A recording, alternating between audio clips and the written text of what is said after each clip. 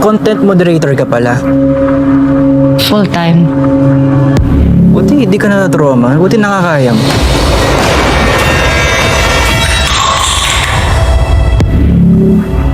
Mas marami ka pang makikitang mas nakakatakot sa totoong buhay.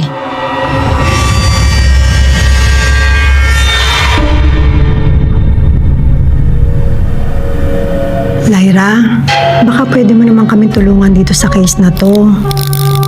Hindi ko ho kasi ganong kilala si Eileen. Wala ho akong may tutulong sa inyo. Wala ka bang napansin kakaibang behavior bago siya magpakamatay?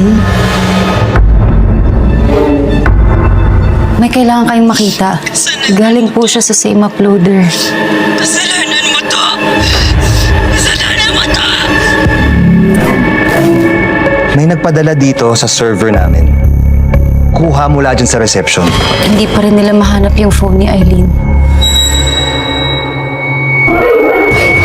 Hindi ka ba naniniwala sa kabilang buhay?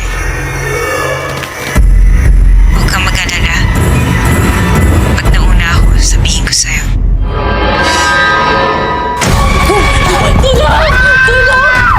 Lara, ano nangyari sa'yo? Yung video na kinuhanan mo nung namatay si Eileen, nasa iyo pa ba? Ano ba talaga nangyayari?